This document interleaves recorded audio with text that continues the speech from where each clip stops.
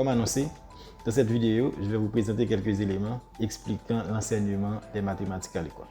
Mais bien avant de démarrer, je voudrais vous remercier pour vos différentes réactions aux vidéos. J'apprécie énormément. Si vous découvrez à peine mes contenus, n'hésitez pas à vous abonner avec la chaîne YouTube et à suivre les différentes pages. Je vous encourage tous à continuer à aimer, à commenter et surtout à partager les contenus, car l'objectif est de pouvoir toucher un public beaucoup plus large. Comme vous le savez, nous apprenons les mathématiques depuis la maternelle jusqu'aux dernières années universitaires. Ceci est vrai dans presque tous les domaines de spécialisation. C'est comme si les mathématiques étaient partout, sous une forme ou une autre. Dès notre plus jeune âge, on nous initie à la manipulation des nombres et de l'espace, comme si c'était un enjeu à notre développement intellectuel. Lorsqu'on se présente à un concours d'entrée à l'université ou sur le marché du travail ou à toute autre étape supérieure à la formation académique, on nous passe un examen de mathématiques. C'est comme si les mathématiques étaient une mesure de l'intelligence humaine. Par rapport à ces constats et à tant d'autres choses, j'ai trouvé 3 raisons qui peuvent expliquer l'enseignement des mathématiques à l'école. La première raison est que les mathématiques sont utiles, pour ne pas dire très utiles. Et cette utilité se décline en 4 niveaux. Tout d'abord, les mathématiques sont utiles par essence, par nature même. Les 4 premières disciplines mathématiques, à savoir l'arithmétique, la géométrie, l'algèbre ou la logique mathématique, ont été inventées dans le but de résoudre des problèmes concrets auxquels l'homme était confronté dans l'Antiquité. Mais peu à peu, les mathématiques se sont détachées du monde réel pour en former un monde à part avec ses propriétés et son langage. Les branches des mathématiques se sont multipliées pour former ce que les mathématiciens appellent un réseau de chemins dans la forêt, où on ne sait pas où on va, mais on sait qu'on doit avancer, on sait qu'on doit creuser. C'est la recherche fondamentale en mathématiques, où le souci d'application importe très peu. Les objets mathématiques sont devenus tellement abstraits, à tel point certaines personnes se demandent à quoi ça sert les mathématiques. Nous avons un correspondant en ligne, M. Jean Bouillas, à qui on va poser cette question de l'utilité des mathématiques. Monsieur Jean Bouillas, que pensez-vous de cette question? C'est une bonne question, sauf que cette question, c'est un contresens. Parce que vous voyez par exemple, paire de ciseaux, mais à quoi ça sert? Évidemment, c'est ridicule de le prendre comme ça. Parce que les ciseaux, on n'est pas parti de ça. On est arrivé aux ciseaux après un long cheminement pour arriver à ça. Et donc, on ne se posera jamais la question à quoi ça sert. Mais il en est de même pour les maths. Les maths, on n'a pas commencé par créer une formule pour se dire après à quoi elle sert. C'est j'ai une situation que je généralise et ça devient des maths comme ça devient une paire de ciseaux. Merci M. Bouillas. Donc cette question est peut-être mal posée. Face à un problème donné, l'enseignement des mathématiques peut vous rendre plus imaginatif dans sa résolution et vous aider à la formaliser par une méthode ou un théorème. D'ailleurs, c'est ce qui explique le succès de la méthode d'enseignement des mathématiques au Singapour. On part du concret pour arriver à l'abstrait et non l'inverse. Le deuxième niveau d'utilité des mathématiques se situe par rapport à leur application dans presque tous les domaines scientifiques. Malgré le développement des mathématiques qui se fait dans un monde séparé du nôtre, on a pu trouver quelques chemins qui les reconnectent au monde réel, au point où aujourd'hui on parle de déraisonnable efficacité des mathématiques dans la physique et dans les autres sciences. Cédric Villani, mathématicien français, médaille Fields en 2010, qui est la récompense la plus prestigieuse en matière de mathématiques à travers le monde, nous dit ceci. D'abord, sans mathématiques et sans mathématiciens, il n'y aurait pas de mesure précise de l'espace-temps, il n'y aurait pas de système métrique, il n'y aurait pas d'ordinateur, il n'y aurait pas de télécommunications modernes telles qu'on les connaît. L'essentiel de la technologie à laquelle on est habitué n'aurait pas pu se faire. L'alliance entre mathématiques et physique, et plus tard mathématiques et technologie, est tellement forte que ça a imprégné tout. Et donc mathématiques, ça a contribué à façonner notre monde et ça contribue encore aujourd'hui plus que maintenant. Lors d'un passage à la télévision, c'était sur Canal+, je savais que j'avais 1 minute pour présenter la discipline mathématique. J'en répondais à la question « Qu'est-ce que c'est la mathématique ?» Et j'avais choisi de venir avec 3 objets emblématiques. Et puis le 3e objet que j'avais apporté, c'était mon téléphone portable. Mais mathématiques aussi, c'est là-dedans. Pour la conception, pour les communications, pour la transmission, et ainsi de suite. Et pour la plupart des gens, c'est l'objet le plus mathématique qu'il touche, on va dire. Et c'est un truc qui vous rappelle, quand vous le savez, à chaque instant, tout ce que la société doit à la mathématique. Alors, il faut s'assurer de la pérennisation de la recherche fondamentale et appliquée en mathématiques. En d'autres termes, les mathématiques doivent continuer à vivre et à se développer.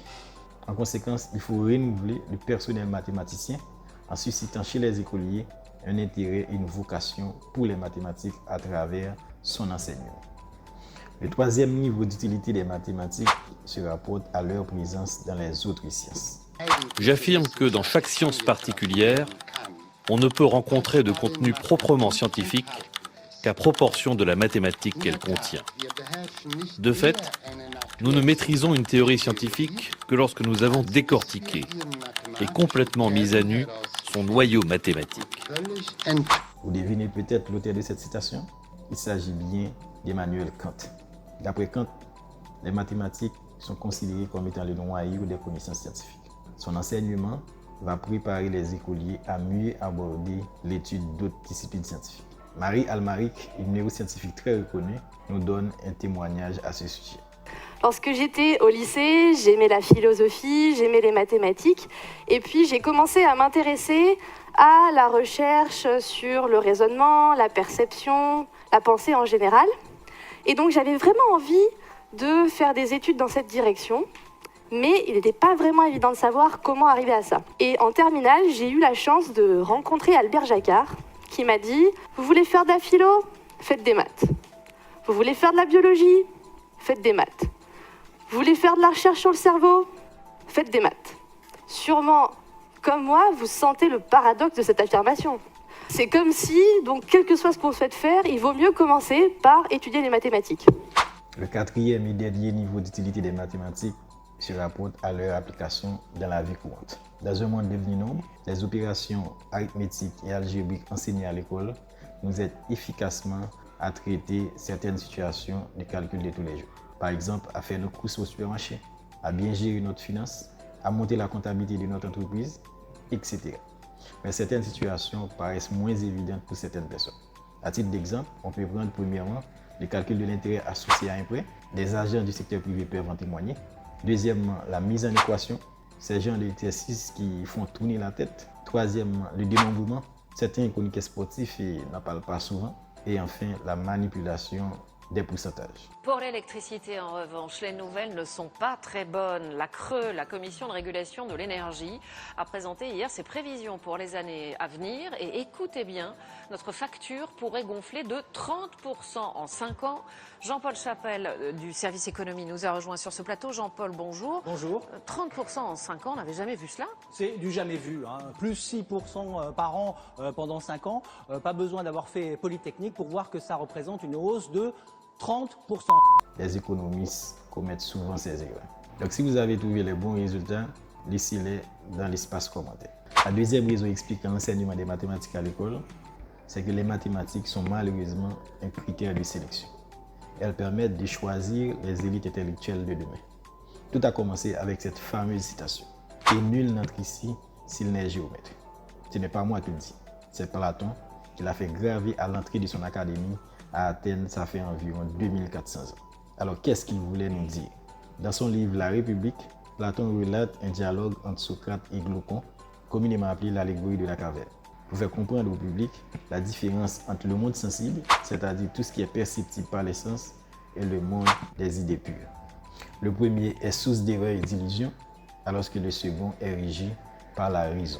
C'est le monde du vrai, du beau, du bon et du juste. La géométrie était assimilée au monde des idées pures, et c'était la discipline mathématique la plus répandue de l'époque. Cette façon de faire a été transmise à travers les générations, d'une civilisation à une autre. Quelques siècles plus tard, la Révolution française a vu la victoire des mathématiques dans l'enseignement et dans les sciences, ce qui a poussé Jean-Pierre Escoffier, à travers son ouvrage Petite histoire des mathématiques, à prononcer ceci. Les mathématiques sont justement regardées comme la base de toutes les sciences et c'est l'enseignement le plus utile et le plus propre à former des gens. En 1794, Gaspard Monge et d'autres collaborateurs ont créé l'école Polytechnique de France. Le premier recrutement de cette école se faisait sur la base d'une seule épreuve de géométrie. Depuis, les mathématiques ont tenu une place de choix dans l'enseignement des sociétés occidentales, notamment en France. Ce modèle a été répliqué à travers le monde.